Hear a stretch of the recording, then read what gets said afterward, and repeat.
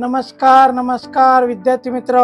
थोडी माझी तब्येत खराब आहे, माझा आवाज कदाचित थोडा चांगला येणार नाही, पण आपण याची माहिती जी आहे ती जी आपल्यापर्यंत पोहोचणार आहे ती फार इम्पॉर्टंट आणि महत्त्वाची आहे. ठीक आहे, तर आता सध्याच CET आपली 2025ची CET कंप्लीट झाली, त्याची ॲडमिशन प्रोसेस कंप्लीट झाल्या आणि आता स्कॉलरशिपचे फॉर्म देखील भरून झालेले आहेत. ठीक आहे, आता आपल्याला पुढचे जे विद्यार्थी आहे जे ह्या वर्षी आता 12वीला आहेत त्यांच्यासाठी पदवी आणि उच्च पदवी प्रवेश परीक्षा 2026 संभावित वेळापत्रक इथे जाहीर झालेलं आहे.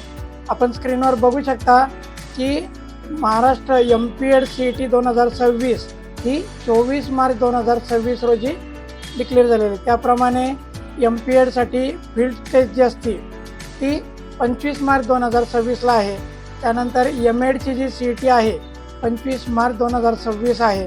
त्याच्यानंतर हॉटेल मॅनेजमेंटसाठीची CET त्याची पण 25 मार्च आहे. BEdसाठी जर आपल्याला ॲडमिशन घ्यायचं असेल तर आपल्याला CET देणं अनिवार्य आहे. ती देखील 27 मार्च ते 29 मार्चच्या दरम्यान राहणार आहे. त्यानंतर MCA झालं, LLB 3 इयर झालं, BPEd झालं, B डिझाईन झालं, त्याच्यानंतर MBA वगैरे करायचं असेल आपल्याला किंवा आपलं BEd MED करायचं असेल, त्याच्यानंतर आपलं आर्टमधून जर काही करायचं असेल, त्याचबरोबर MST CET PCM आणि PCBची द्यायची आहे. आपण आता 12वीला आहात तर हे देखील आपल्याला इथे बघायला मिळणार आहे की एप्रिल महिन्यामध्ये साधारण 11/4/2026 ते 19/4/2026 आणि PCBची 21/4/2026 ते 26/4/2026 या दरम्यान संभावित वेळापत्रक इथे आलेलं आहे. ठीक आहे, जर आपल्याला BCA BBA BMS किंवा BBMला जर ॲडमिशन घ्यायचं असेल तर 28 एप्रिल ते 30 एप्रिलच्या दरम्यान होणार आहे.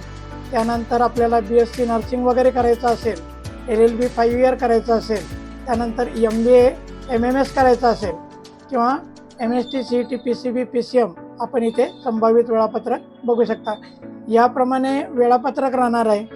यासाठी जे आवश्यक कागदपत्र आहे याच्याबद्दलची संपूर्ण माहिती मी माझ्या चॅनलवर देत असतो, त्यामुळे माझ्या चॅनलबरोबर बनवून राहा, सबस्क्राईब करा. याच प्रकारची माहिती मी आपल्यापर्यंत पोहोचवत राहील.